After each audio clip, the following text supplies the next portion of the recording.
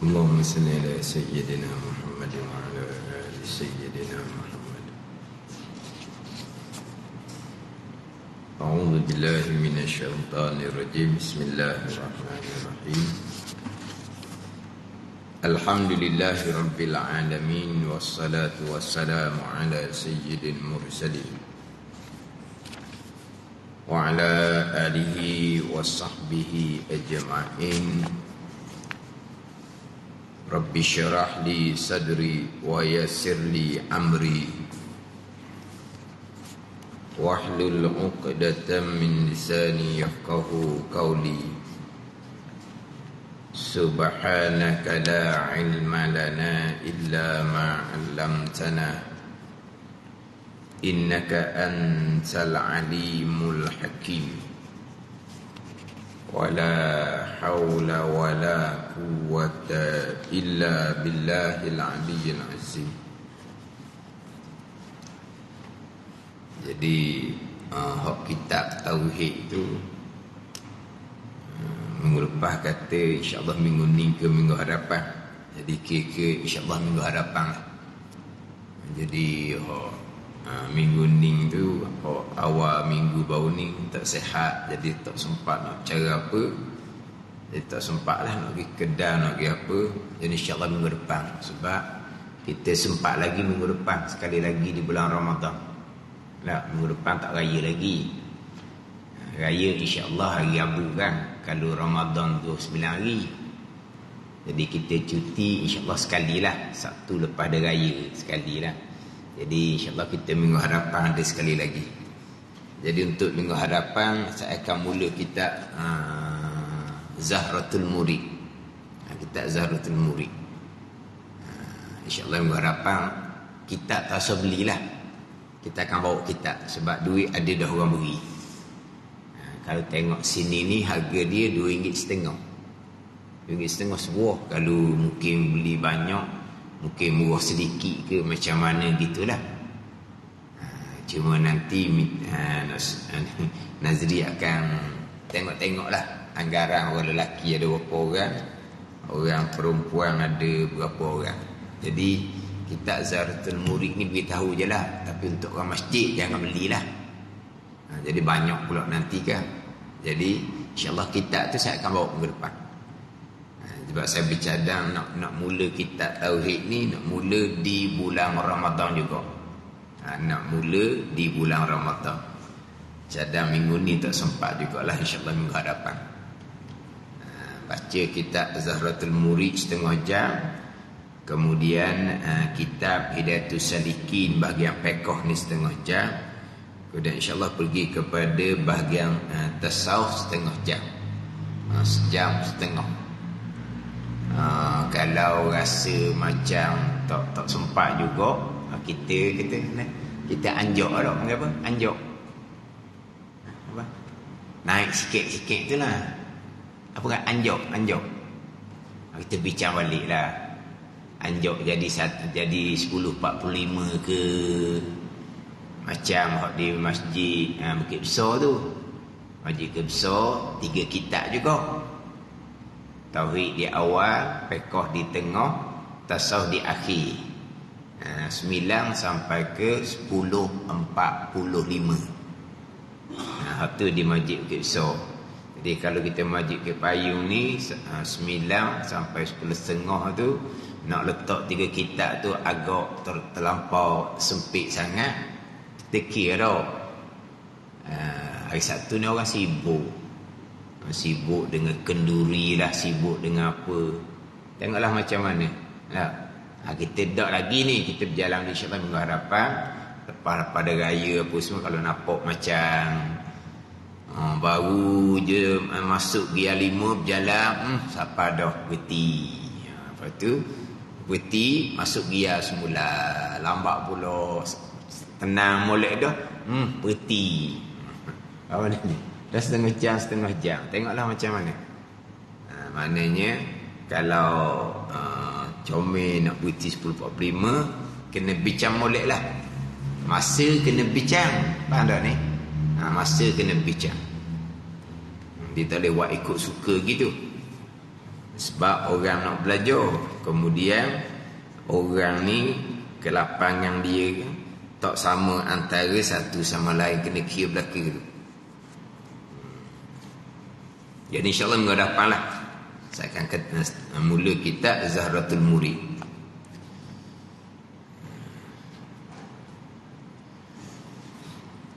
Ini kitab Hidayatus Salikin, muka surat 22 baris yang ke-8 daripada bawah. Surat 22 baris yang ke-8 daripada bawah.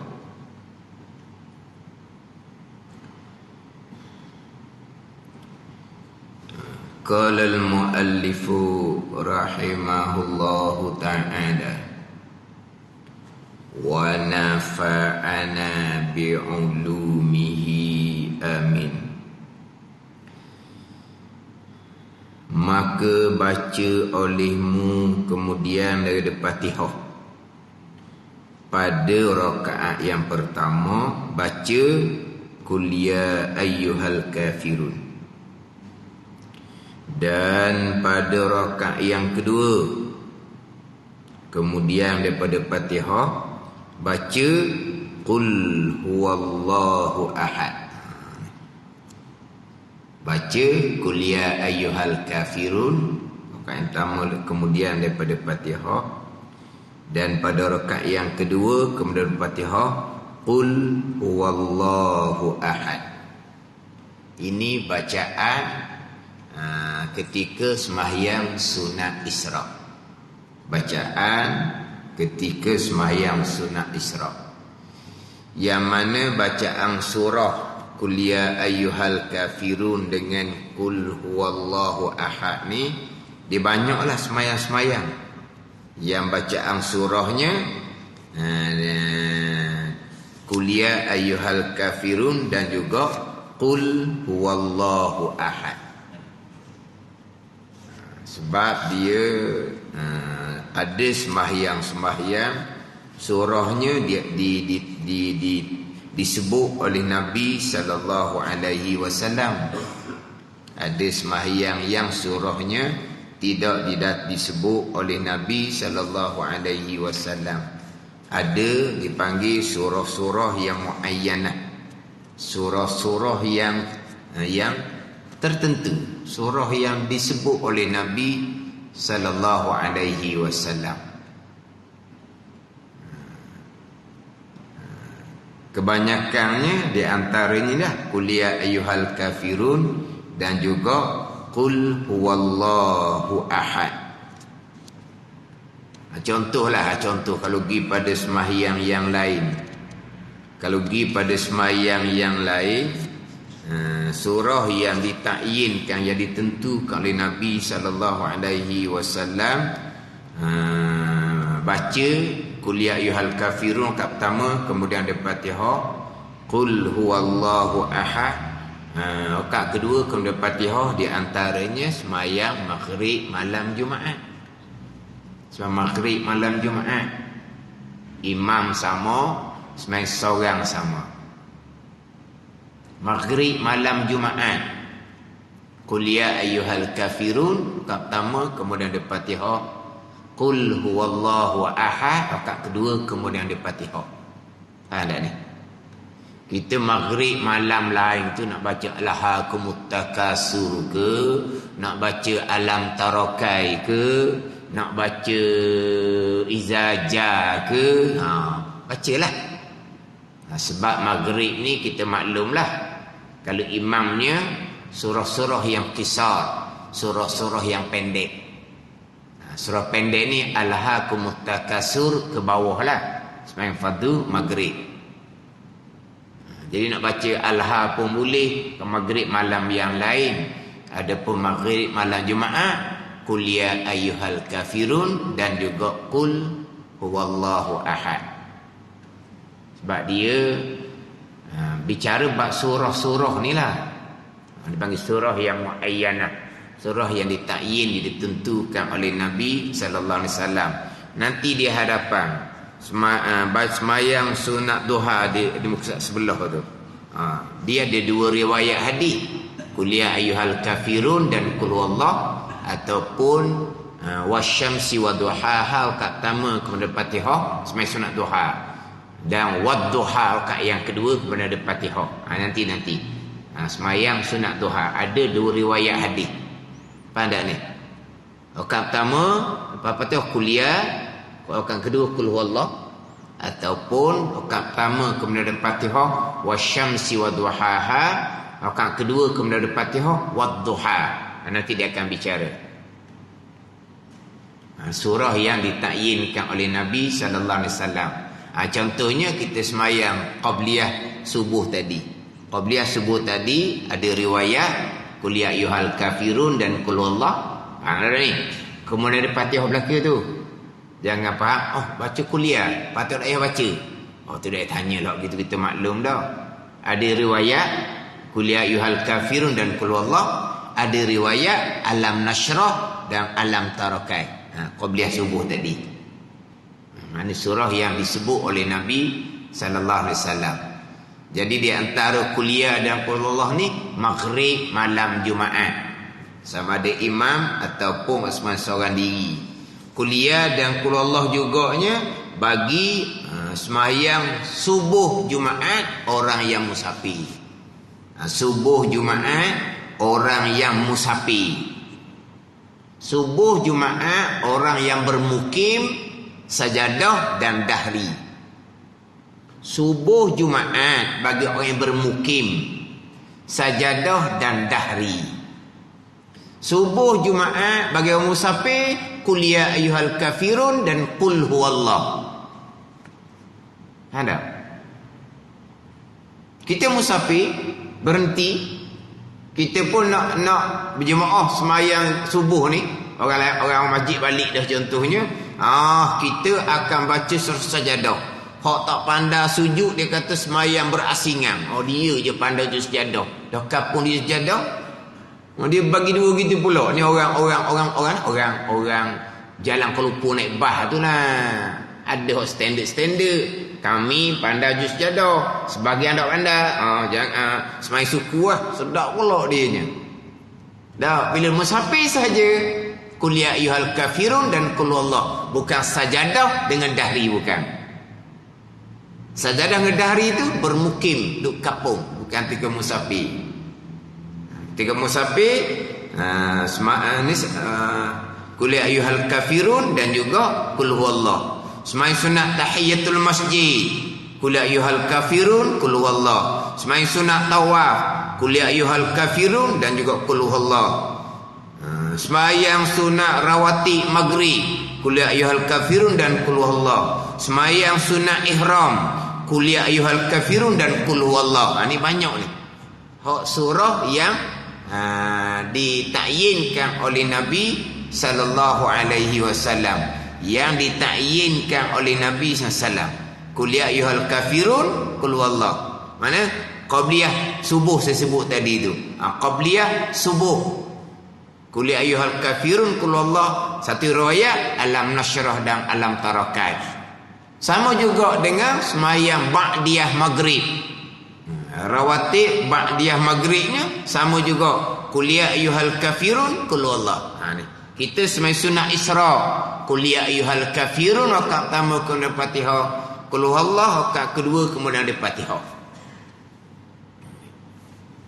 Dia surah-surah kena jaga juga, surah yang ditakyinkan tu. Dia tu imam sekarang dia tak peduli maghrib malam Jumaat, dia tak peduli, dia baca ikut dia je. Dia nak baca alhaakumut takasur ke, kadang-kadang maghrib panjang surah. Sabih baca maghrib. Sabih itu subuh. Dia baca surah panjang maghrib. Masuk isyak pula izaja dengan tabat tiada isyak pula. Kata tu kau bimbo ni, ikut suka dia je. Ni ada kat seumpama tu. Maghrib malam Jumaat qul ya ayyuhal kafirun dan qul huwallah. Sehingga kan kalau surah-surah yang diatur oleh Nabi ni dilupa, pandai lupa dah ingat. Dia rakaat pertama maghrib ni malam Jumaat dibaca alhaakumut takasur, sedang baca Allah ni malam Jumaat ni sunat berhenti. Hentikan alhaakumut takasur itu baca qul ya ayyuhal kafirun. Habis dah baca alhaakumut takasur, nak rokok dah, bau sedar, bau teringat maghrib malam Jumaat ni. Jangan rokok lagi, baca qul ya ayyuhal kafirun dulu. Rokok dah. Rakaat pertama maghrib malam Jumaat tadi tu baca alhaakumut takasur. Rokok dah tak boleh nak undur dah. Rakaat kedua lepas apa Fatihah, qul ya ayyuhal kafirun sekali, qul huwallah sekali. Gitu benda surah-surah yang ditakyinkan. Maghrib malam Jumaat, Isyak malam Jumaat. Surah Jumaat dan surah Munafikun ataupun Sabihih dengan hal atar. Subuh pagi Jumaat, sajadah dahri kalau duduk kapung, kalau musafir qul ya ayyuhal kafirun dan qul huwallah. Semayang fardu Jumaat, ini surah Jumaat dan surah Munafikun ataupun Sabihih dengan hal atar. Ini surah yang muayyanah. Tapi hari Jumaat, semayang fardu Jumaat, ada Sabihih dengan hal atar. Sabihih dengan hal atar, Masjid Tauku lah. Masjid Tauku Tuan Besar cabang 3, tu Sabihih dengan hal atar. Kalau di tempat lain tak ada Sabihih. Orang boleh hajuk pula. Tok Imam Sabihih dia panggil. Dah Sabihih hal atar. Sabihih rakaat pertama, hal atar rakaat kedua. Masjid Tauku Tuan Besar cabang 3. Tempat lain ada. Ada juga kadang-kadang rakaat pertama dia baca Sabihih. Rakaat kedua wadduha pula dia ambil. Wadduha. Dia dah ambil alhaakum ni. Dia dah ambil surah hal atar tak ambil. Sebab dia rasa macam panjang. Memang hal atar panjang daripada Sabihih. Memang hal atar ke hadis Ghasyiyah panjang daripada Sabihih. Makruh memanjangkan surah rakaat kedua dan rakaat pertama, melainkan surah yang dipasangkan oleh Nabi sallallahu alaihi wasallam. Macam saya sebut tadi, Isyak malam Jumaat, semayang fardu Jumaat, rakaat pertama surah Jumaat lepas Fatihah, rakaat kedua surah Munafikun lepas Fatihah. Panjang surah Munafikun daripada Jumaat. Tu Nabi yang regukan, Nabi yang pasangkan, tak makruh. Sama dengan Sabihih dengan hal atar. Sabihih dengan hal atar memang panjang hal atar. Makruh tu. Ni hak Nabi pasangkan tak makruh. Ada orang Sabihih panjang, Sabihih pendek, hal atar panjang. Rakaat pertama dia baca Sabihih, rakaat kedua dia baca was-sama'i wat-tariq. Was-sama'i wat-tariq rakaat kedua. Sebab was-sama'i wat-tariq dia pendek daripada Sabihih. Kalau hal atar ke hadisul Ghasyiyah dia panjang dari Sabihih. Dia pun ambil Sabihih rakaat pertama, was-sama'i wat-tariq rakaat kedua. Sebab was-sama'i wat-tariq lebih pendek daripada Sabihih. Betul lah, lebih pendek dari Sabihih. Tapi salahnya di mana? Salahnya di mana? Dahulu kemudian. Orang panggil apa itu? Kaki ke atas, kepala ke bawah. Mana apa ni? Tak ikut aturan tertib surah di dalam Al-Quran.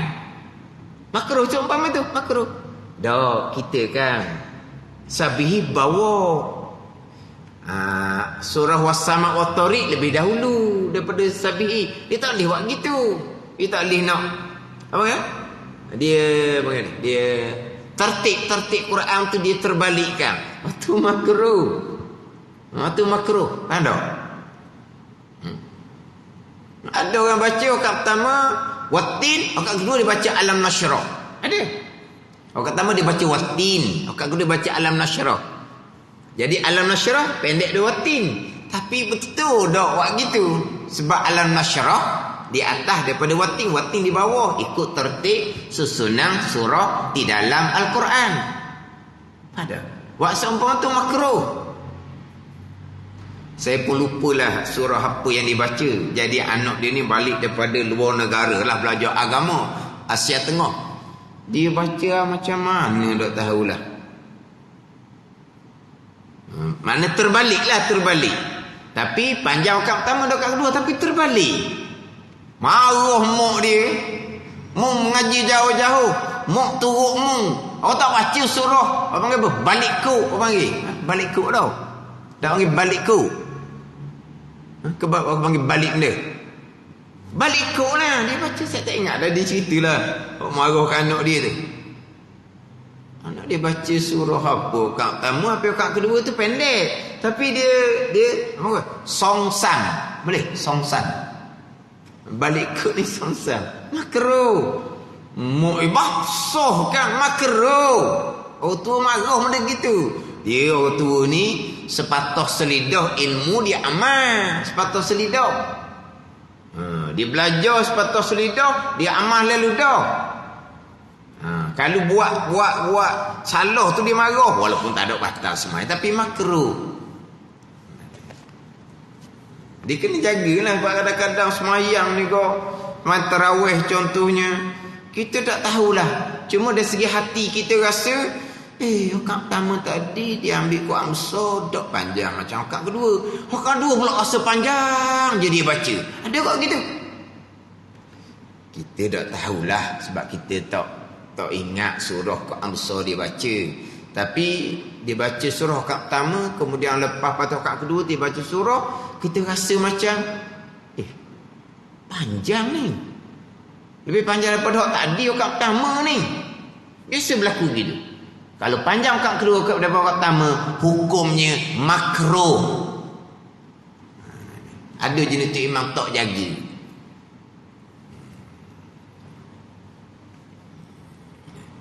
Dia kena jaga belaka tu. Aturan surah panjang pendek surah. Tapi sabih dengan hal atas memang sabih pendek, hal atas panjang. Jumaah dan munafikun memang Jumaah pendek, munafikun panjang. Tapi waktu yang dipasang oleh Nabi sallallahu alaihi wasallam. Waktu tu hak isyak malam Jumaat dengan sembahyang fardu Jumaat. Tapi pada Jumaat nak cari sabih hal atas payah. Dia ambil lah wal fajri lah dia ambil. Panjang wal fajri nak banding dengan sabihi tidak afdal. Yang afdalnya kita ikut Nabi yang salam lebih daripada kita tidak ikut Nabi walaupun lebih panjang. Walaupun lebih panjang daripada surah yang diatur oleh Nabi sallallahu alaihi wasallam. Ini bab surah pun kena kira lah. Ni surah ketika semai sunat Isra, rakaat pertama lepas Fatihah qul ya ayyuhal kafirun, rakaat kedua kemudian ada Fatihah qul huwallahu ahad. Dan kemudian daripada memberi salam maka baca olehmu doa ini. Dia cerita surah je lah. Dia cerita niat, dia cerita surah. Semayang sunat Isra, nanti di hadapan semayang sunat duha. Ini pandangan Imam Ghazali rahimahullah, di mana semai sunat Isra, semai sunat lain, semai sunat duha, semai sunat lain. Ini pandangan Imam Ghazali. Pandangan muktamad dalam mazhab Syafi'i, pandangan Imam Nawawinya, semai sunat Isra satu nama, semai sunat duha satu nama, dua nama bagi satu sembahyang yang sama. Rakaatul Isra ni hak dalam hak kata-kata Ibnu Abbas radhiyallahu anhuma, hak berkaitan dengan sembahyang sunat Isra ialah sembahyang sunat duha. Sembahyang sunat Isra ialah sembahyang sunat duha. Hak tu hak pandangan yang muktamad dalam mazhab Syafi'i. Salatul Isra, salatul duha, kata Ibnu Abbas radhiyallahu anhuma. Bermula sembahyang Isra ialah sembahyang sunat duha. Dua nama tapi satu sembahyang. Dua nama tapi satu sembahyang. Itu pandangan Imam Nawawi. Atas pandangan ni nak sembahyang sunat Isra yang ianya sembahyang sunat duha, kena tunggu naik matai segala barulah boleh sembahyang. Sebelum tu waktu tahrim tidak boleh sembahyang, waktu diharamkan sembahyang sunat. Adapun pandangan Imam Ghazalinya, terbit matahari bermula waktu sembahyang sunat Isra. Naik matahari segala bermula waktu sembahyang sunat duha. Jadi terbit matahari, naik matahari, sembahyang sunat Isra' segera. Waktu dia sudah bermula. Dan kitab kita ni, dia sembahyang sunat Isra', kemudian dia nak matahari segala. Makna waktu dia masih lagi ada selepas nak matahari segala. Yang mana dalam kitab itu Saliki ni, sembahyang sunat duha 1/4 hari sembahyang sunat duha. Tapi bermula sembahyang sunat duha naik matahari segala. Sembahyang sunat Isra' sembahyang selepas naik matahari segala. Bermula waktu sembahyang sunat Isra' adalah dengan terbit matahari. Ada ni. Dengan terbit matahari. Orang duk cerita nak sembahyang sunat Isra', nantilah tunggu naik matahari segala. Itu pandangan Isra' ila duha, duha ila Isra'. Maknanya Isra' dan duha 8 rakaat. Dan kita ni Isra' 2 rakaat, duha 8 rakaat. Sembahyang yang berasingan. Ini pandangan Imam Ghazali. Ini amalan tua ni gitulah. Dia pakai pandangan Isra' lain, duha lain. Terbit matahari saja sembahyang sunat Isra'. Isra' apa makna? Syuru. Apa makna syuru? Terbit matahari. Dan terbit matahari boleh sembahyang lah. Sebab nama dia sembahyang terbit matahari. Tapi kalau Isra' ila duha, terbit matahari segala boleh panggil terbit matahari. Itu atas pandangan Isra' ila duha, duha ila Isra'. Ini pun kena cerita molek lah juga. Orang nak belajar ni dia kata ada kata Isra' lepas terbit matahari boleh semayang, ada kata kena tunggu 10 minit lah, ada kata kena tunggu naik matahari segala lah. Terbit matahari bermula waktu sunat Isra', berakhir selepas habis terbit matahari. Dia tidak nyatakan habis irtifat naik matahari, habislah waktu bagi semayang sunat Isra'.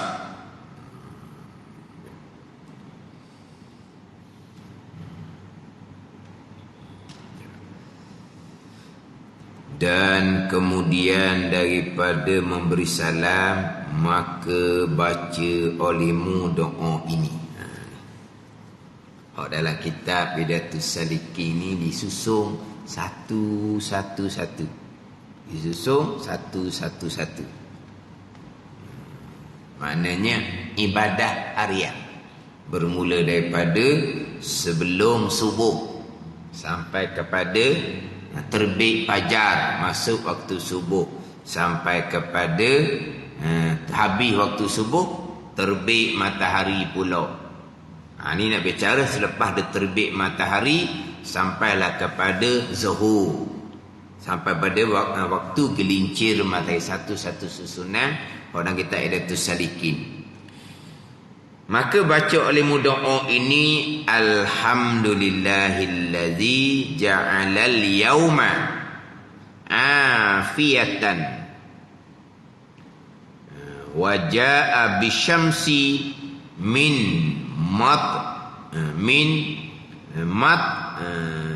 matlaiha. Allahumma rzuqni khaira hazal yaumi wadfa' anni syarrahu. Allahumma nawwir qalbi binuri hidayatika kama nawwartal arda binuri syamsika abadan abada birahmatika ya arhamar rahimin. Alhamdulillahillazi ja'alal yauma afiyatan. Segala puji bagi Allah yang menjadikan akan hari afiyatan. Afiyah ni jauh daripada balak. Jauh daripada balak. Mana apa ni? Tak kena balak daripada awal. Waja'a bisyamsi min watlaiha. dan datang dengan matahari daripada matla'iha, tempat naik matahari. Allahumma rzuqni khaira hazal yaumi. Ya Allah, rezeki akan kami akan kebaikan hari ini. Minta supaya Allah nak beri kepada kita hak kebaikan pada hari itu. Wadfa'anni syarrahu, dan ya Allah, ini tolakkan daripada aku akan kejahatan hari ini. Minta Allah Ta'ala beri kebaikan pada hari ini. Minta Allah Ta'ala tolak kejahatan pada hari ini. Allahumma nawwir qalbi binuri hidayatika. Ya Allah, terangkan olehmu akan hati aku. Terang ni binuri hidayatika, dengan nur hidayah daripada engkau ya Allah. Terangkan hati dengan nur hidayah daripada Allah subhanahu wa ta'ala.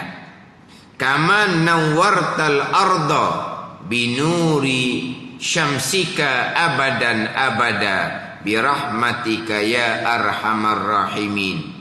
Dan sebagaimana engkau terangkan akan bumi dengan cahaya matahari engkau selama-lamanya. Sebagaimana engkau terangkan bumi dengan cahaya matahari engkau. Engkau terangkan hati aku dengan cahaya hidayah engkau, sebagaimana engkau terangkan akan bumi ni dengan cahaya matahari engkau. Kan terang bumi ni kan dengan cahaya matahari. Jadi minta Allah Ta'ala terangkan hati kita ni dengan cahaya hidayah daripada Allah Subhanahu wa Ta'ala. Sebagaimana Allah Ta'ala terangkan bumi dengan cahaya matahari. Pada ni terangkan hati dengan cahaya hidayah. Sebab apa-apa yang kita lakukan mari daripada hati raja dalam anggota tubuh kita. Kalau hati kita diterangkan dengan cahaya hidayah, maka dalam kehidupan kita, kehidupan di atas petunjuk hidayah daripada Allah Subhanahu wa Ta'ala. Kalau hati tidak diterangi dengan cahaya hidayah Allah, maka hati yang gelap tadi inilah yang akhirnya bawa pada anggota yang lain, sama jugalah. Perjalanan kehidupan bukan atas garis hidayah daripada Allah Subhanahu wa Ta'ala. Walaupun rupa zahir itu macam kebajikan dah, petunjuk, tetapi nak dapat cahaya hidayah Allah Subhanahu wa Ta'ala ni, dia dimulai dengan cahaya ilmu syariat Allah Subhanahu wa Ta'ala. Nak dapat cahaya hidayah Allah dimulai dengan cahaya ilmu syariat agama Allah Subhanahu wa Ta'ala. Al-ilmu nur, ilmu tu cahaya. Nah, dapat cahaya hidayah Allah dimulai dengan cahaya ilmu syariat agama Allah Subhanahu wa Ta'ala. Barulah dapat cahaya petunjuk daripada Allah Subhanahu wa Ta'ala. Sebagaimana engkau ya Allah terangkan bumi dengan cahaya matahari engkau. Terang bumi dengan cahaya matahari Allah Subhanahu wa Ta'ala. Allah Ta'ala menyandarkan terang matahari dengan terangnya bumi dengan cahaya matahari. Allah Ta'ala menyandarkan terangnya bumi dengan cahaya matahari Allah. Ada ni cahaya matahari, terang ni cahaya matahari lah. Apabila matahari tenggelam, ghurub, waktu maghrib, maka akan jadi gelap. Kenapa gelap? Kerana matahari terbenam. Bila matahari terbenam, maka gelap. Terbit je matahari, maka akan diterang kembali. Jadi terang dengan cahaya matahari Allah Subhanahu wa Ta'ala. Gelap apabila tenggelam matahari. Itu hanya pada zahir. Pada hakikinya, terang ke gelap ke, kesemuanya adalah perbuatan Allah Subhanahu wa Ta'ala. Terang gelap perbuatan Allah. terang bukan cahaya matahari yang buat, gelap bukan kerana matahari tenggelam, bukan. Terang gelap kesemuanya perbuatan Allah Subhanahu wa taala. Pada ni. Jadi di sini ini pada zahir, sebagaimana Allah Taala menerangkan akan bumi dengan cahaya matahari Allah Subhanahu wa taala. Itu hanya pada zahir. Ada ni. Pegang kita tak lagi dah. Terang kita siang hari ini adalah perbuatan Allah Subhanahu wa taala. Hak kita hati lupa, tak ada salah apa-apa pun. Buka mata, Allah cerah dah. Habis dah waktu subuh. Cerah lah matahari sudah terbit dah. Cerah matahari. Cerah kenapa? Kerana matahari. Ingat tak di hati kita cerah tu perbuatan Allah? Tak ingat, tak ada salah apa-apa pun. Tak ingat, tak ada salah apa-apa pun. Pada ni. Kemudian petang gelap. Sebab apa? Matahari sudah terbenam. Gelap kerana matahari terbenam. Hati tak ingat pun gelap Allah buat. Tak ada salah apa-apa pun. Tak ada. Pegangan semua yang berlaku perbuatan Allah Subhanahu wa ta'ala. Ajaran karu, ajaran sesat. Pagi syirik, petang syirik. Kenapa? Kerana ketika terang, lupa Allah yang menerangkan. Ingat matahari menerangkan. Ketika gelap, lupa Allah yang menggelapkan. Ingat matahari terbenamlah menyebab jadi gelap. Lupa akan Allah, syirik kafir dibubuk. Ni ada ajaran sesat. Kita berpegang. Hati lalai, hati lupa, orang awam. Tak ada salah apa pun. Kita bercakap pun matahari, sanda pada asbab, hati kita pun ingat akan matahari lah yang menerangkan akan bumi. Ini bacaan doa. Kemudian daripada semayang sunat Isra'. Setelah itu, setelah semayang sunat Isra' ni, maka semayangkan pula akan sunat istikharah. Semayang sunat istikharah pula. Kemudian di hadapan dia ada satu tajuk yang sukulah. Di hadapan dia akan datangkan satu tajuk pembicaraan semayang sunat istikharah. Di muka berapa Sebab dalam kitab kita ni sebenarnya sunat tasbih panjang, bicara satu tajuk penuh. Sunat tasbih. Kemudian sunat istikharah. Kalau dalam kitab kita ni, kalau nipis muka surat 39. 39 dia ada satu tajuk membicarakan semayang sunat istikharah. Surat 40 pula membicarakan semayang sunat hajah. Surat 40 semayang sunat hajah.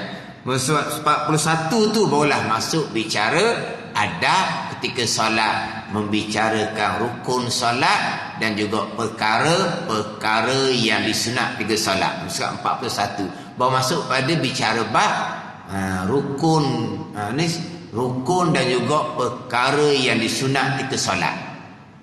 Jadi surat 40 bicara semayang sunat hajah, surat 39 bicara semayang sunat istikharah. Sebelum tu yang panjangnya adalah bicara semayang sunat tasbih. Dalam kitab Idatus Salikin ni. Ini direkah je ni. Setelah itu, setelah semayang sunat Isra', maka semayangkan pula akan sunat istikharah. Semayang sunat istikharah ni, kita nak pergi khija ni. Sebelum tu semayang sunat istikharah dahulu. Semayang sunat istikharah. Tapi kalau tak buat khija apa-apa, atau disunatkan. Dah bila nak pergi khija kan. Bila nak pergi khija ni, banyak keputusan yang perlu dibuat. Khija kan, kena buat itu ke, buat ini ke, buat itu ke, buat ini ke. Sekarang ni nak pergi khija lah. Selepas daripada terbit matahari semayang sunat Isra', lepas matahari terbit sekalah, Allah mengatuk mata nak tidur hari ni, contohnya hari cuti ni, tak ada lah sembahyang sunat istikharah sebab bukan nak buat kerja apa pun. Hak ni sudah sembahyang sunat istikharah lagi buat kerja. Dan dalam buat kerja tu banyaklah perkara yang kita kena pilih. Maka sembahyang sunat istikharah kemudian daripada sembahyang sunat isyraq. Tapi kalau nak sembahyang sunat istikharah ni dia kena lepas nak matahari segala. Kalau dia sembahyang sunat isyraq selepas nak matahari segala dah, boleh sembahyang sunat istikharah segeralah. Tetapi kalau dia sembahyang sunat isyraq selepas terbit matahari, belum nak matahari segala dia sembahyang sunat isyraq dah, nak segera sembahyang sunat istikharah tak boleh. Sebab waktu tahrim belum berakhir. Ada ni. Kan dalam kitab kita ni sembahyang sunat isyraq selepas nak matahari segala. Sudah sembahyang sunat isyraq, setelah itu maka sembahyanglah pula akan sunat istikharah 2 rakaat. Ni sembahyang sunat isyraq selepas daripada naik matahari segala. Kalau sembahyang sunat isyraq awal-awal belum nak tahu segala, nak sembahyang sunat istikharah kena tunggu pula kemudian. Siapa di pejabat apa semua naik matahari segala dah, barulah sembahyang sunat istikharah. Sebab apa? Tadilah dalam pekerjaan banyak perkara yang perlu kita buat keputusan. Mudah-mudahan keputusan yang kita buat bawa kebaikan agama kita, dunia kita, akhirat kita. Kita ingat ke sembahyang sunat istikharah ni nak berkahwin. Gitu ada orang kita. Berkahwin pun tak ada sembahyang sunat istikharah tak ada pun. Kita sembahyang sunat istikharah ni situasi yang macam mana? Kita sembahyang sunat istikharah ni lah serah kepada Allah supaya Allah Ta'ala jadikan pilihan kita tu pilihan yang terbaik. Agama kita terbaik pada masa sekarang, terbaik pada masa lagi akan, terbaik dunia kita, terbaik akhirat kita. Hak terbaik. Situasi yang macam mana kita sembahyang sunat istikharah? Bila kali terakhir itu sembahyang sunat istikharah? Bila kali terakhir sembahyang sunat istikharah? Bila kali terakhir kita sembahyang sunat istikharah? Tak ingat dah bila.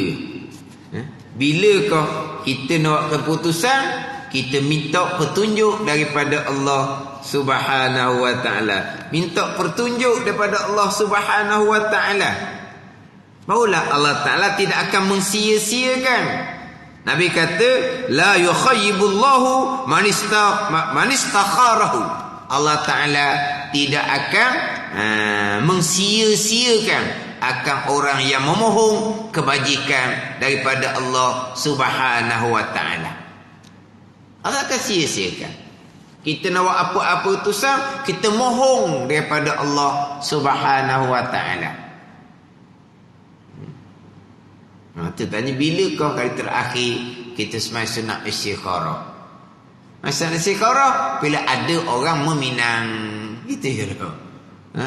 Ataupun kerana kita nak bekerja. Kita nak bekerja. Ada 2-3 tempat kita dapat bekerja. Kita pun nak pilih hak mana satu, ke gitu.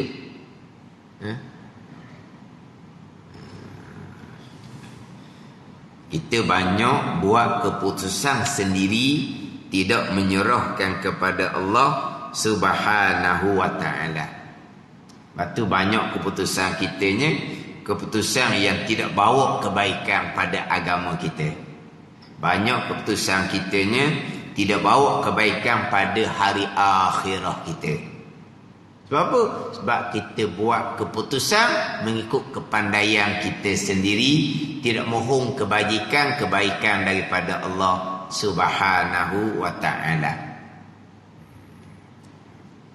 Kemudian dia semai sunat istikharah ni macam semai sunat hajah lah. Akan diperkenankan kalau cukup syarat. Kalau tak cukup syarat tak berkenan juga. Macam mana saya semai sunat istikharah tiap-tiap pagi lepas semai sunat isra. Semai sunat istikharah tiap-tiap pagi lepas semai sunat isra contohnya. Tapi keputusan sentiasa tidak tepat. Macam mana ni? Dia semai sunat istikharah ni seperti semai sunat hajah. Nak diperkenankan oleh Allah, yang mencukupi syarat dia. Kalau kita semai sunat istikharah tapi putusan kita sentiasa tidak tepat, kita banyak semai sunat hajah tapi hajah kita tidak diperkenankan, masalahnya sebelah kita. Masalah sebelah kita. Allah Ta'ala tidak akan memungkiri janji. Masalah sebelah kita. Sebab nak diberi petunjuk oleh Allah mana keputusan yang terbaik untuk agama dan untuk akhirat. Kalau kita memohon serta kita mencukupkan syarat sebelah kita.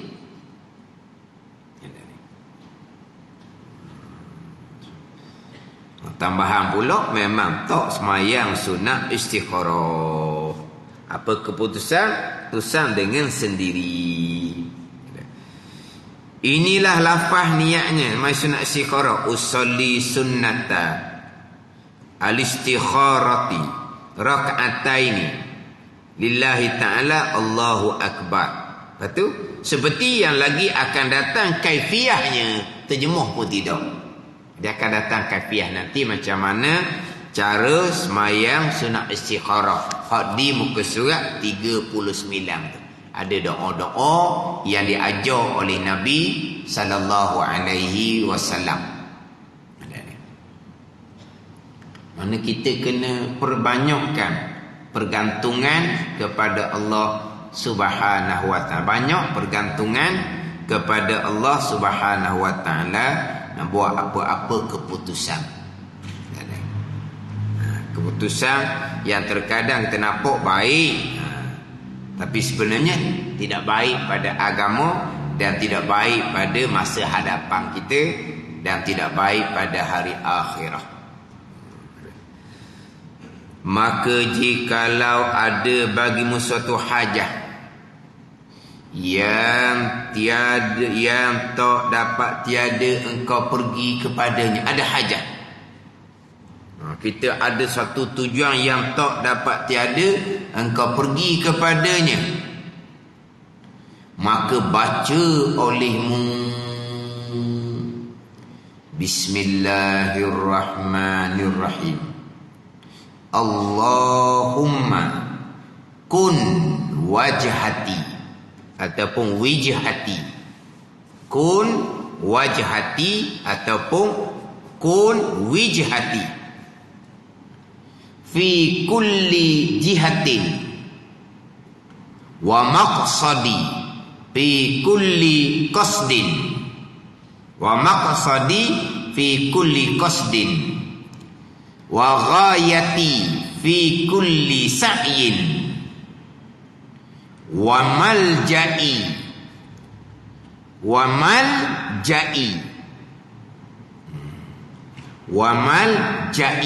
nak gitu. Wa malja'i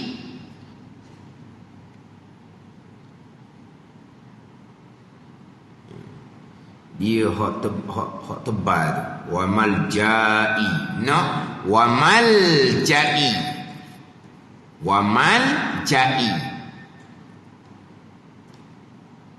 dia hak nipih tu, hak tebal dia je lepas jim ada alif. Tambah alif lepas jim tu. Hak nipih pula dibubuh hamzah lepas ya. Dah. Hak nipih dibubuh hamzah lepas ya. No hamzah letak sebelum ya, selepas ada jim. Wa malja'i. Mim, lam, jim, ada rumah kosong sih. Tak ada rumah kosong. Dia panggil benda tu. Ngaji budak-budak ada rumah kosong se, faham tak? Tak ada rumah kosong. Macam sad, ada tak rumah kosong se? Ada tak? Adalah. To. Ada tak rumah kosong? Ada. Ini ngaji budak-budak. Sa ada rumah kosong se kan? To tak ada rumah kosong.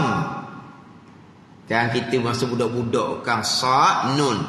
Wak sa pula tu nun titik lalu dah. Tu kita marahlah. Mana rumah kosong se? Kan dia kena sa pula tu ada rumah kosong se, barulah rumah se lagi tu nun titik atas. Kan kita budak-budak kan sa wak pula, lepas tu buat rumah tu titik lalu dah nun. Dah mana rumah kosong bagi sa? Ada sa? Sa ada rumah kosong, to tak ada. To nun. Lepas to tu ada tak rumah kosong? Tak ada. Terus kepada rumah titik atas nun. Kalau sa dengan nun, dia kena buat pula rumah kosong satu, barulah buat satu lagi buat titik. Kan? Tak ada rumah kosong. Kita panggil apa? Jadi lepas daripada dia mim, lam, jim, ada rumah kosong se, baru ya. Baru ada ya. Dia nak gitu. Wa malja'i fi kulli syiddatin wa hammin wa wakili fi kulli amrin wa tawalliya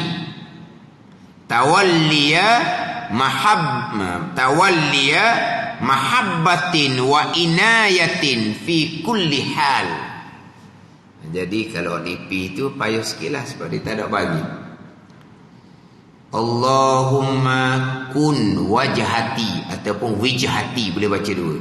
Fi kulli jihatin wa maqsadi fi kulli qasdin wa ghayati fi kulli sa'yin wa malja'i fi kulli syiddatin wa hammin wa wakili fi kulli amrin wa tawallani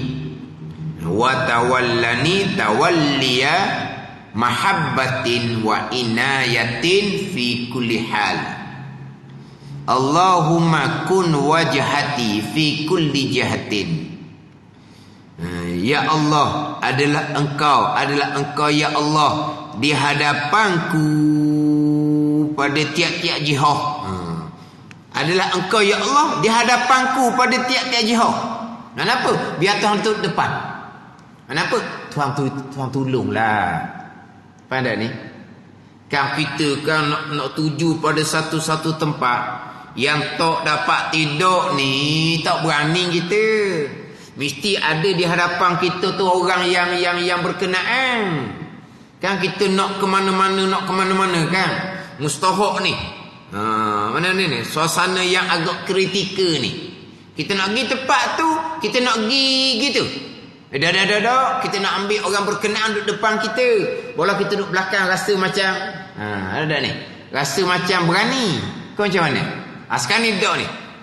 Kita ya Allah adalah engkau ya Allah di hadapanku pada tiap-tiap jihad, yakni pertolongan daripada Allah Subhanahu wa taala. Engkau di hadapanku.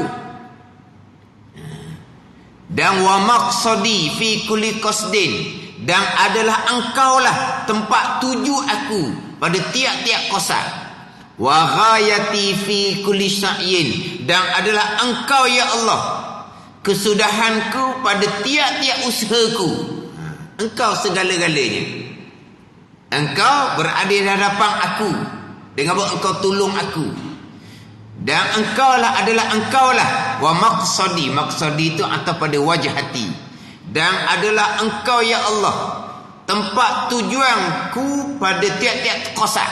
Wa ghayati fi kulli sa'yin, dan kesudahanku pada tiap-tiap usahaku. Wa malja'i fi kulli syiddatin wa hammin, dan adalah engkau ya Allah tempat tumpuan aku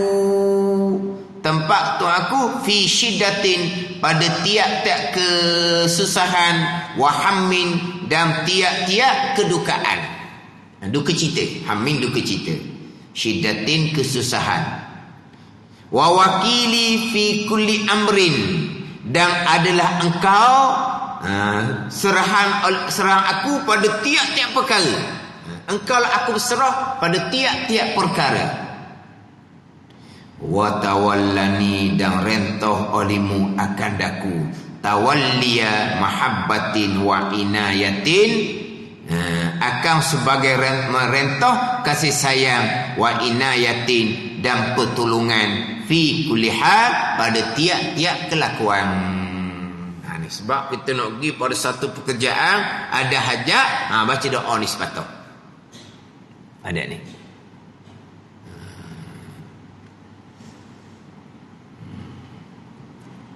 Dia hak nipi tak ada bagi, hak tebal ada bagi, tapi makna tak ada itulah. Dia doa-doa ni nak ni, nak sedap kita baca doa kalau kita tahu makna. Jadi sebelum kita buat kerja, sebenarnya sunat istiqarah, kita nak pergi tuju pada satu-satu tempat yang tak dapat tidak, kita doa kepada Allah Subhanahu wa taala.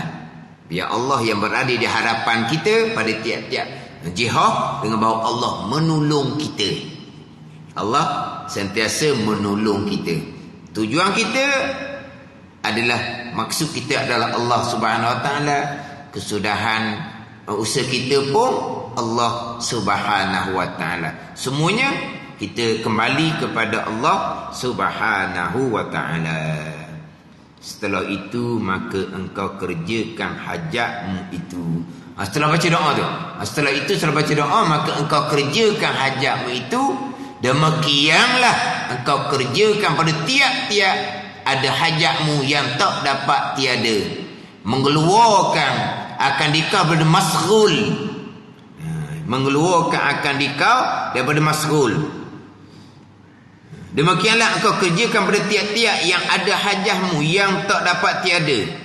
Mengeluarkan akan dikau daripada masghul, berbimbang dengan zikir. Makna kita banyak hajah yang mana kita jadi masghul kita daripada berbimbang dengan zikir.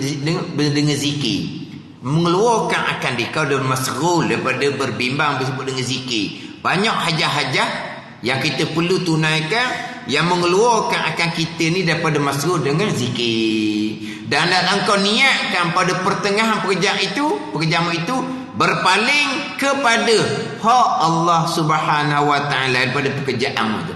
Apa hajah sekalipun, kita palingkan kepada hak tuntutan Allah Subhanahu wa taala. Hajah kita dalam pekerjaan, apa tujuan pekerjaan kita? Untuk menunaikan hak tuntutan agama Allah, untuk menyempurnakan nafkah keluarga, untuk dapat kehidupan yang lebih lega, lebih luas, kehidupan lebih lega, lebih luas, maka buat ibadah pun akan jadi sempurna.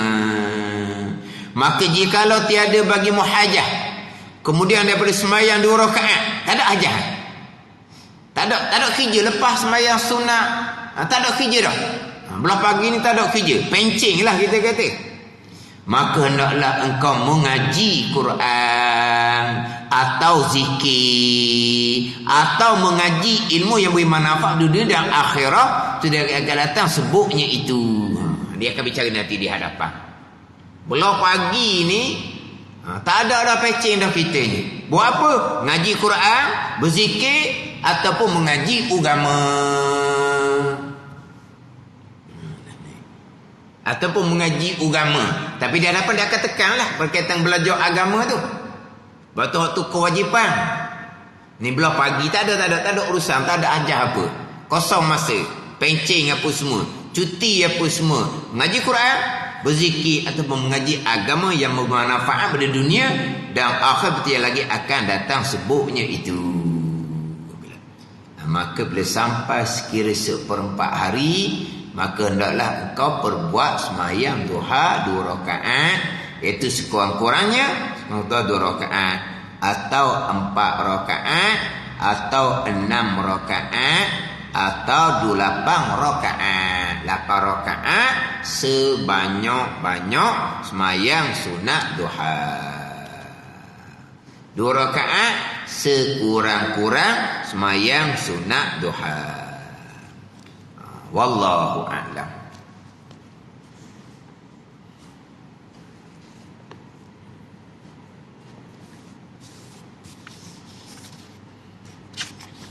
Ini kitab Hidayatus Salikin, muka surat 57. Surat 57, baris yang ke 14 daripada atas. Surat 57. Kalau hak tebal, muka surat 151. 151. Lepas tu kita ni anggaran ramai mana kita ni? Ramai mana kita ni? Sebab tak ada buku kena tangan. Tak ada buku kata tangan. Mana Nazri?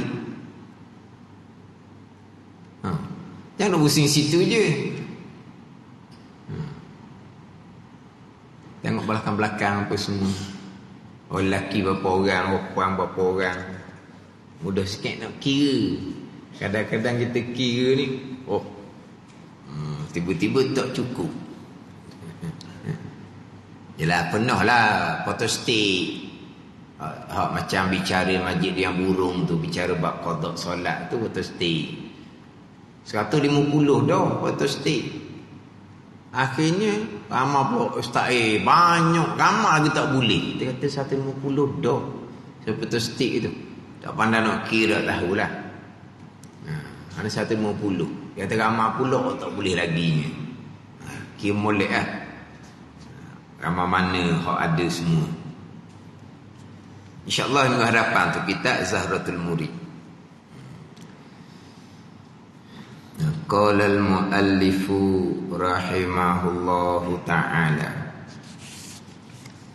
wa nafa'ana bi'ulumihi amin.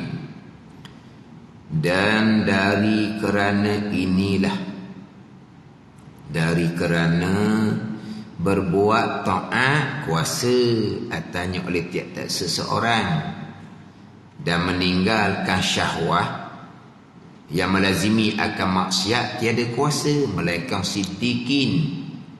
Sabda Nabi sallallahu alaihi wasallam. Ini terjemahan di hadis di atas tu. Sabda nabinya, al-muhajiru man hajar su'a wal mujahidu man jahada hawahu. Bermula orang yang muhajir. Orang yang muhajir ni orang muhajir ni orang yang berpindah. Tu asal dia. Muhajir orang yang berpindah. Asalnya muhajir ni berpindah daripada negeri kafir kepada negeri Islam. Tu asal dia. Negeri kafir pada negeri Islam, tu asal dia muhajir yang berpindah, asal. Jadi di sini muhajir di sini seseorang meninggalkan akan kejahatan. Itu orang muhajir. Orang yang berpindah. Orang yang meninggalkan akan kejahatan. Orang meninggalkan akan kejahatan. Jadi hijrah ni, hijrah meninggalkan kejahatan ni kekal hingga kiamat. Ini kewajipan. Siapa orang yang berhijrah? Orang yang meninggalkan kejahatan. Berhijrah daripada kejahatan kepada kebajikan. Kan kita kan tiap-tiap awal tahun ma'al hijrah. Ma'al hijrah. Apa dia hijrah? Berhijrah daripada maksiat kepada ketaatan. Hijrah ni meninggalkan kejahatan. Meninggalkan kejahatan. Itu orang hijrah. Orang berubah daripada kejahatan kepada kebaikan. Mana dia antara kejahatannya, antara berdosanya, jahil fardu ain, itu kejahatan. Jahil fardu ain itu dosa besar. Kena hijrah, kena berubah. Mana pun kena berpindah daripada kejahatan jahil fardu ain kepada terang ilmu. Itu hijrah lah kau panggil. Tiap-tiap tahun ma'al hijrah. Hijrah ke mana? Kalau kekal dalam kejahatan, kalau kekal dalam jahil fardu ain, itu kejahatan dosa besar. Orang yang meninggalkan kejahatan. Orang yang mana kejahatannya meninggalkan sembahyang. Dia tinggal meninggalkan sembahyang. Mana apa? Dia mendirikan sembahyang. Itu orang hijrah. Kejahatannya dedah aurah, tinggal dedah aurah. Itu dipanggil orang yang berhijrah, berpindah daripada kejahatan kepada kebaikan. Dan orang yang perang sabil, mujahidin. Orang perang sabil itu iaitu orang yang orang yang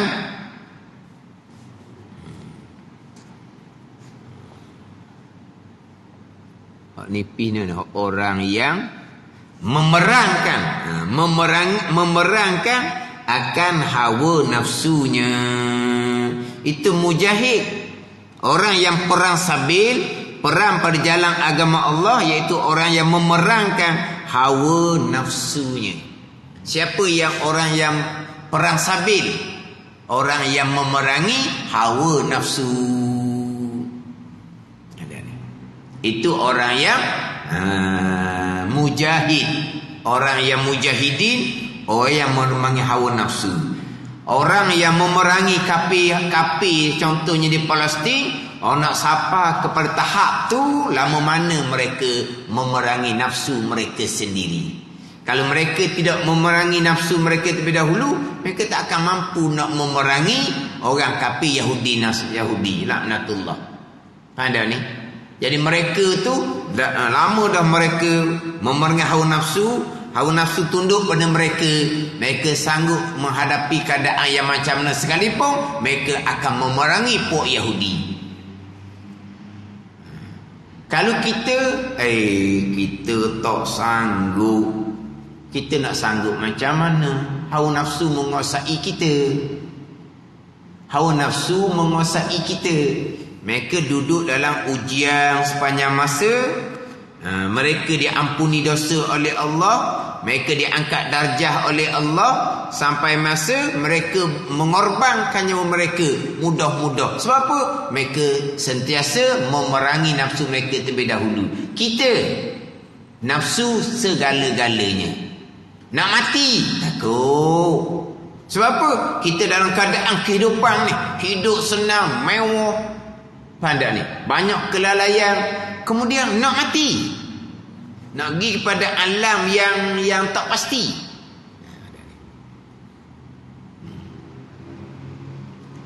Lepas tu kalau kita nilai kadang-kadang Allah mereka macam manalah, kita Allah tak sanggup. Kita tak sanggup segala-gala Kalau kata nak belajar agama, kan susah akan datang. Takut lalu dah. Itu semua nafsu belaka. Nafsu menguasai kita. Nafsu menguasai kita. Selama-lama nafsu menguasai kita. Apa utusan yang kita buat? Ikut kepada keinginan nafsu. Nafsu lah. Wa ibadah. Tapi wa ibadah sekadar.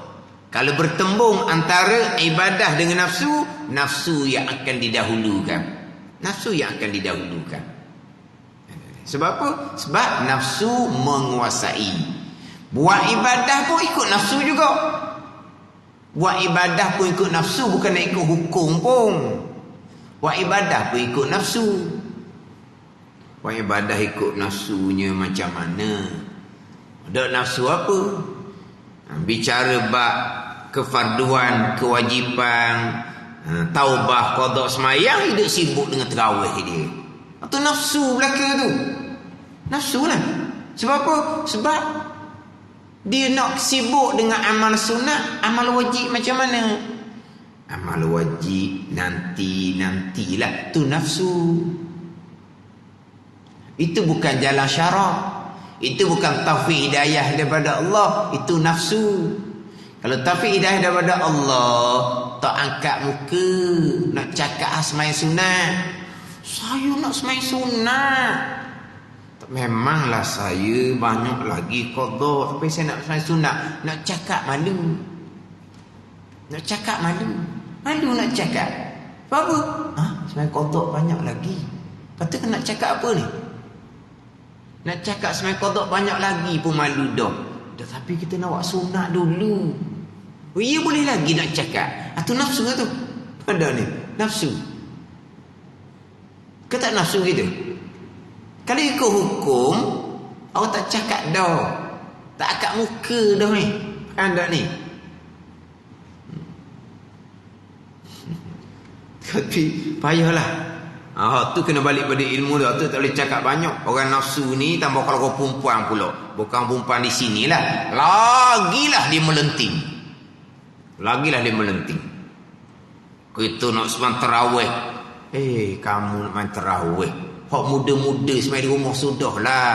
Pergi masjid tu makruh. Pergi masjid makruh. Lepas tu pergi pasar malam. Itu hal lain pula. Kita cerita buat ibadah. Pasar malam tu nak cari makan. Lepas tu boleh ke tak? Tu hal lain pula. Kata kena bicara hukum lain pula. Kita bicara hukum pergi masjid nak buat ibadah. Ke masjid nak beli masjid ada buat bazar Ramadan. Itu lain tu. Dia pergi masjid sebab ada bazar Ramadan di perangai masjid. Itu cerita lain. Kita cerita ni bukan bak makan minum, cerita bak ibadah. Cerita bak ibadah. Itu pun nafsu belakang tu. Kalau tak ikut nafsu, ikut hukum, Nabi letak dah. Orang puang di mana tempat yang lebih afdal buat ibadah, lebih tenang, lebih tidak terganggu. Kita tak semangat kalau tak ramai. Kalau ramai baru semangat. Semangatlah nak tunjuk baju semayang mahal, gelang banyak. Tak semangat. Nak pakai jangok-jangok. Tengok orang tu, tengok orang ni. Semangatlah. Lepas tu popek pulak mulutnya. Semangatlah. Tapi bukan perempuan sini juga. Afrika Selatan ke mana tak kira lah. Dia nafsu kuat. Dia nafsu. Kau perempuan kan? Nafsu lebih daripada akal lagi. Payah nak kira. Macam-macam dia punya heloh dia. Beri tempat istimewa dah. Buat ibadah menghadap Allah Ta'ala ni. Buat di rumah. Seorang diri pun lebih afdal. Orang muda tambahan pula makruh. Pergi di masjid. Tambah. Nak bawa juga orang makruh. Habis nak dara bawa ke masjid. Tapi kalau masjid buat kuliah agama, bawa. Seorang pun tak bawa anak dia. Tu nafsu. Itu bukan hidayah daripada Allah. Itu bukan, itu nafsu.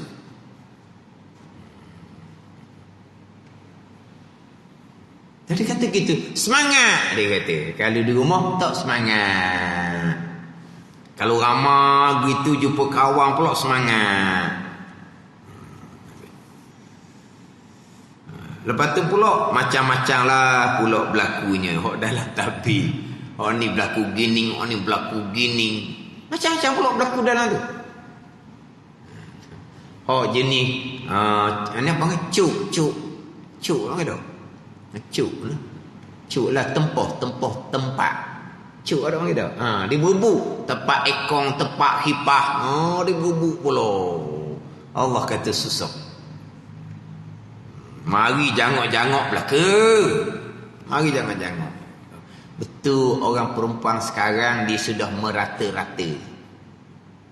Bukan di rumah saja tempat mereka. Mereka sudah ke pasar raya, ke pejabat orang perempuan. Ada. Itu urusan lain. Urusan duniawi. Tapi tak lepas daripada hukum agama. Jangan salah faham ni. Perempuan ke pasar raya, perempuan bekerja di pejabat, perempuan begitu, begini, itu urusan duniawi. Tapi ada hukum hakam. Ke masjid, ini urusan ibadah, kita nak semayang. Itu hukum lain. Ada hukum lain. Nak melemahkan semangat orang buat ibadah. Bukan. Nak ajar perempuan mana ke tempat ibadah yang lebih baik bagi kamu. Tempat istimewa untuk perempuan di mana? Bayangkan, pergi masjid berjemaah, pergi masjid niat iktikaf, pergi masjid melangkah. Pada ni langkahan untuk kebajikan. Patut iktikaf dalam masjid, berjemaah dalam masjid. Lebih itu, lebih lagi perempuan duduk senyap di rumah, tak payah melangkah tak boleh.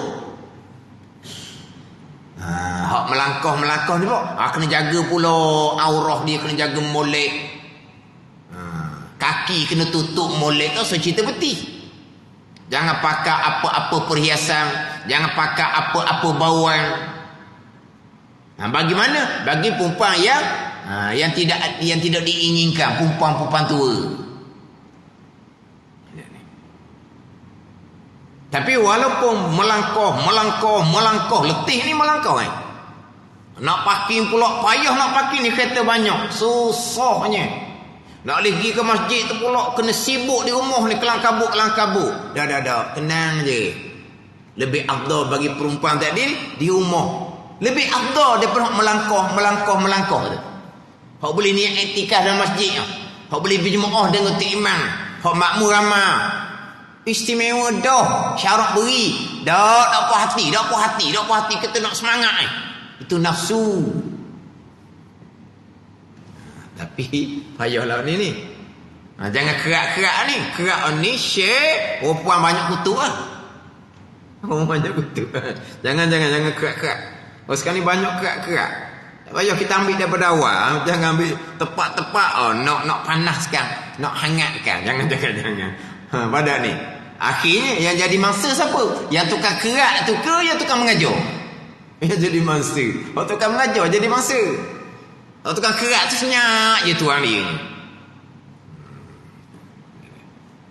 Tu kena balik pada ilmu lah. Payah. Kalau bayangkan kerja duniawi tu nafsu dah. Kerja ukhrawi pun nafsu juga. Sebab apa? Sebab tidak memanggil nafsu hawa nafsu. Bukan berpandukan pada ilmu taufik daripada Allah. Dah dia asal daripada budak dah gitu. Jadi perempuan ni daripada dia anak dara tu mak ayah dia bawa pergi sejid dah. Tarawih. Ada ni. Daripada anak dara tu mak ayah dia bawa dah. Tapi kalau orang-orang yang yelah, dia kata dia tak pernah pergi masjid, mak ayah tak pernah bawa. Mak ayah dia pergi, anak dara tak pernah bawa. Itu sebenar. Tapi kalau mak ayah didik dah, dia nak lari pergi masjid. Masa tarawih lah, masa kuliah fardhu ain dia tak pernah bawa pun. Itu nafsu daripada mak ayah lagi. Nafsu daripada mak ayah tu payah. Payah nak betul balik umpan. Kemudian dia akan bawa pada anak dia pula, bawa pada cucu dia pula.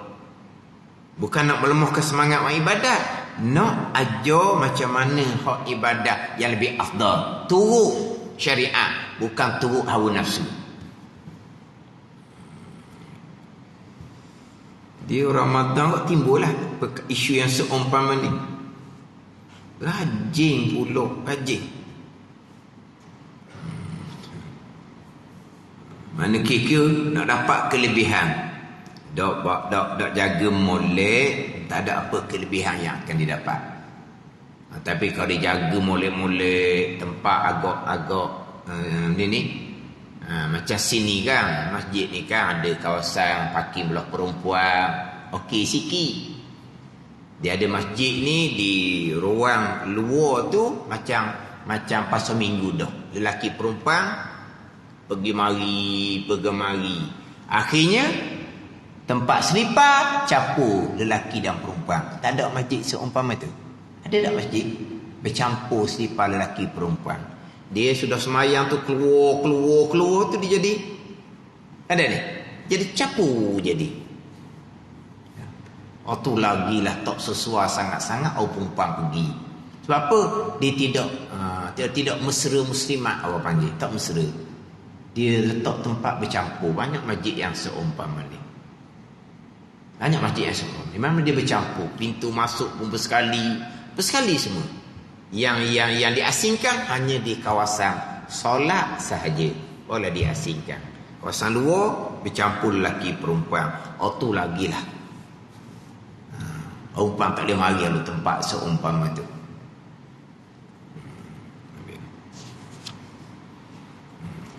Nak memerangi hawa nafsu kita. Hak saya cerita mula-mula tadi tu, hak qada dengan semai sunat, tu lama telah lah. Kalau balik pada hukum orang nak cakap benda gitu. Sunat apa? Kita kewajipan qada taubah tu. Tak apalah, saya semayang tarawih 20 rakaat, saya qada 20 rakaat. Pandailah. Tarawih 20 rakaat, saya qada 20 rakaat. Lebih baik 40 rakaat tu qada belaka. Apa masalah? Pelik jadi dia punya. Dok, kita dok ngaji banyak pun pakai logik akal pun boleh fikir. Tarawih 20 rakaat, qada 20 rakaat. Mana baik kalau kita 40 rakaat tu kita buat qada belaka. Mana baik? Ni pakai logik akal, Apa hukum di semai tarawih 20 rakaat tu? Qada dia banyak lagi. Itu satu perkara. Kita pakai akal. Dia kata ni orang perempuan. Macam mana dia kata kalau kita tarawih 20 rakaat, kita cover balik, cover. Kita tebuh balik. 20 rakaat dalam tarawih ni patut qada ni. Kata qada lepas tu 20 rakaat. Dia kata gitu. Kita nak tebuh balik ni, buat tarawih 20 rakaat ni dah. Orang kata macam-macam ni. Tak apa. Saya main tarawih 20 rakaat. Tak apa, saya akan tapung balik 20 rakaat. Saya main qada pula. Ginilah kata. Nak comelnya kamu rajin semayang. 40 rakaat kamu semayang, rajin. 40 rakaat qada belaka. Dok puas hati pula. Dah kita beridah dia kata 20 rakaat ganti balik dah. Kata kita pakai logik akal dah, tak pakai hukum dah, pakai logik akal ni pakai logik akal. Dok mai tarawih 20 rakaat ni bulan Ramadan saja ada ni. Saya akan ganti balik ni kata dengan 20 rakaat semai qada.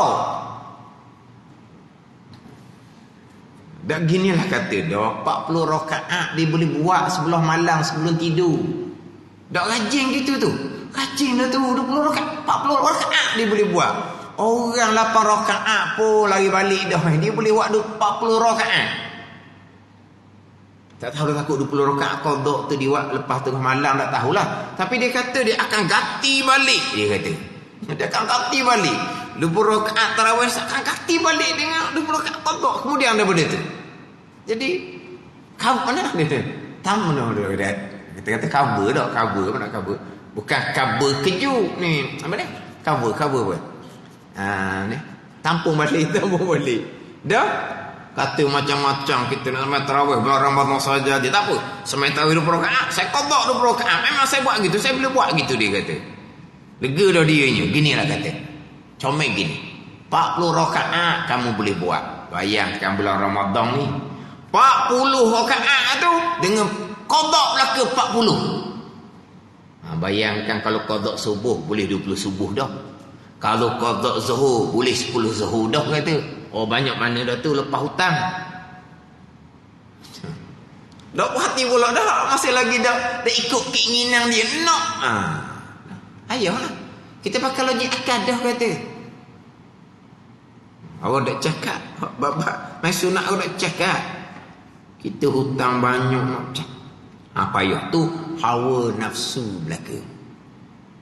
Buat ibadat hawa nafsu. Ada ni.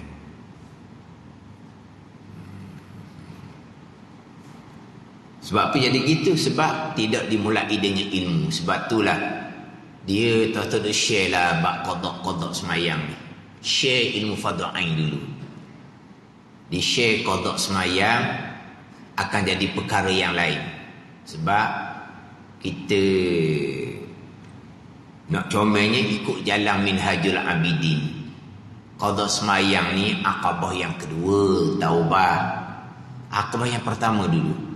Dah sudut kira dia nak qada ke nak tarawih ke, share ilmu fardhu ain tauhid fiqh tasawuf. Itu dulu. Baru lagi kepada taubah, baru lagi pada qada semayang. Kalau lompat kepada bicara bab taubah qada semayang, ilmu tidak dititik beratkan, dok selesai tu dulu, dia akan jadi macam-macam pada dia. Dengan hawa nafsu tadilah. Dia tak boleh tu, dia kena ilmu dulu. Dia kena ilmu. Bahkan kalau kita nak qada semayang sekalipun, kita bukan qada semayang. Kita semayang ni, semayang hak kita semayang ni. Hak kita duduk semayang ni. Sah ke tak? Nak sah akidah kena betul. Nak sah pekoh kena betul. Kira hak ni dulu, kira tunai, nak tunai, kira tunai. Nak qada hak lepas-lepas. Hak tunai ni sah ke tak? Hak tunai ni dulu. Dah saya tinggal masa muda dulu, nanti dulu kita nak cerita sekarang ni. Hak sekarang. Hak kita sembahyang tunai sekarang ni. Sah ke tak? Hak tu dulu. Nak sah, akidah kena betul, pekoh kena betul. Pokok tu dulu. Barulah macam mana hak semayang yang dahulu yang ditinggalkan. Nak qada macam mana, taubahnya macam apa, setangga. Jadi kalau kita bicara bab qada semayang dengan tarawih dia nak buat tu, belajar fardu ain pun tidak, tak sedut kira lah. Biar dia nak tarawih, nak apa pun. Sebab apa? Tanpa ilmu amal ibadah tak akan diterima. Itu hawa nafsu belaka. Hawa nafsu belaka. Buat ibadah apa pun tanpa ilmu, hawa nafsu. Walaupun kita kata semayang di ilmu pekoh comel, ilmu pegangan tak belajar, hawa nafsu. Baca Quran comel Quran dia, belajar dengan guru baca Quran, tapi fardu ain tauhid pekoh tauhid tidak peduli, hawa nafsu. Dia tadarus Quran, hawa nafsu apa? Tadarus Quran sunat, akidah Quran macam mana? Itu wajib. Nak pastikan jalan sebenar bukan hawa nafsu. Hawa nafsu lah. Kuliah fardu ain tak mau belajar, tak mau ikut. Tapi kalau tadarus Quran lama pula. Tambahan pula kalau baca sama-sama pula lagi ramai. Pesen baru ni baca sama-sama, baca ramai-ramai. Oh, tadarus pesen tu. Oh, pesen tu gak tak belajar pun boleh tadarus. Sebab apa? Tu orang baca betul salah pun tak tahu. Tu lagi lah hawa nafsu. Comel dah baca Quran, berguru musyafah dengan guru baca Quran ni. Tapi akidah Quran macam mana? Hawa nafsu yang seumpama tu Ramadan puluh kali kita Ramadan. Macam mana? Ketakwaan kita macam mana? La'allakum tattaqun tu. La'allakum tattaqun tu macam mana? Kita bertakwa kepada Allah. Zahir batin kita taat akan Allah. Kita sudah memerangi hawa nafsu. Dah sama sahaja. Sebab apa? Itu bukan amal ibadah, itu hawa nafsu. Mana tak nak cerita lah. Tak nak cerita bab-bab qada tarawih, tak nak cerita, melainkan kena cerita bab ilmu terlebih dahulu. Hak semai tunai kita harian, kita main tunai harian. Akidah, pekoh, tasawuf macam mana pula semayang kita ni. Ikhlas ke tak ikhlas ke?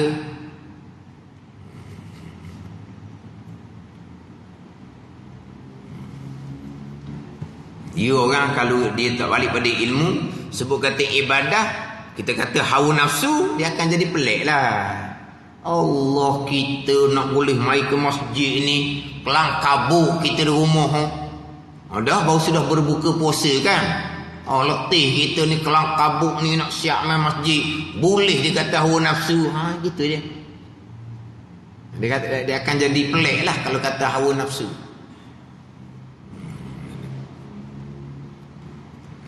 Kalau bukan ikut jalan taufik hidayah, nak dapat taufik hidayah, jalan ilmu, memang dipanggil hawa nafsu. Nafsu sendiri bukan ikut kepada hukum yang ditetapkan oleh syarak.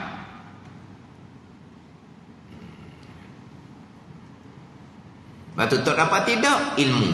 Bukan dah kita ada tu salikin ni pun, permulaan dahulu apa dia mula dahulu? Ilmu. Walaupun bangsa pada bab yang pertama, fi bayanil aqidah. Ni lah kita ada tu salikin. Hidayatus salikin, petunjuk bagi orang yang menjalani jalan kepada Allah. Salik, orang yang menjalani jalan kepada Allah. Hidayah, petunjuk. Mana petunjuk dia? Kita itu saliki ni. Dimulai dengan apa? Panjang dahulu kan bicara bab ilmu. Barulah masuk kepada al-babul awal fi bayanil aqidah. Bab yang pertama pada menyatakan akidah. Ini hidayatus salikin.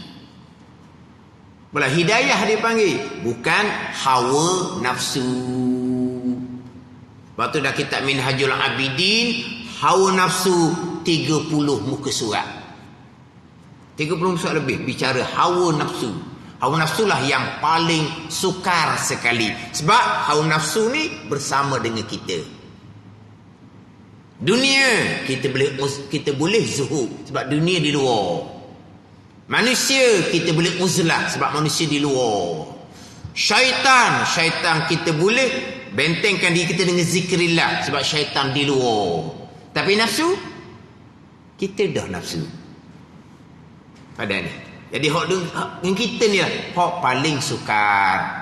Melainkan dia kena memerangi nafsu, dia kena tunduk nafsu, jadikan nafsu yang mutmainnah, yang tenang, yang turut taufik hidayah daripada Allah Subhanahu wa taala.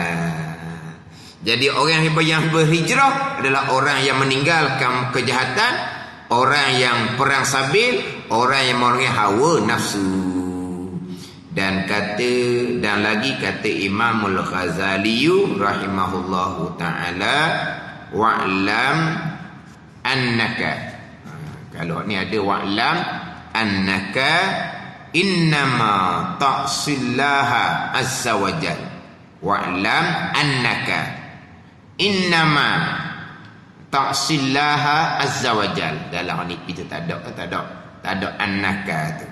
Wa'lam innama gitu je. Nak molek wa'lam annaka innama ta'sillaha azza wajal. Wallahu a'lam. Jadi insya-Allah kita ada sekali lagi lah satu kita ni. Sebab satu minggu depan dengan raya jauh lagi. Tahu? Raya insya-Allah hari Rabu, kalau Ramadannya 29 hari. Jauh lagi lah. Dan insya-Allah satu lepas dari raya tu barulah kita cuti sekali. Jadi kita kuliah Ramadan macam sebut semula, kelebihan Ramadan gandaan 70 kali. Dan insya-Allah minggu hadapan kalau tak kendala apalah, kita Zahratul Murid insya-Allah. Perempuan satu orang, lelaki lelaki 1.5, perempuan 100. Ramai orang lelaki dan perempuan. Ramai lelaki dan perempuan. Ramai perempuan dan lelaki biasanya. Orang perempuan 1 orang, orang lelaki 150 orang. Orang ramai. Tak tahulah biasanya ramai orang perempuan. Gila. Mana 250 orang? 250 orang. Lebih kurang. Dok, biasanya ramai orang perempuan dan orang lelaki. Ni ramai orang lelaki dan orang perempuan. Mana perempuan 100 orang, orang lelaki 150 orang. Bukan gitu. 250. InsyaAllah.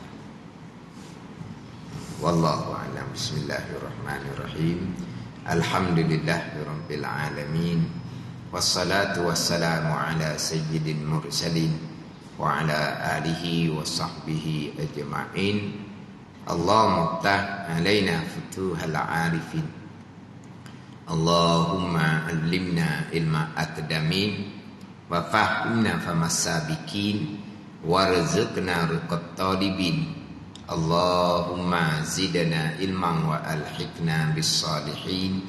Wa sallallahu ala sayyidina Muhammadin wa ala alihi wa sahbihi wa sallam. Walhamdulillahi rabbil alamin.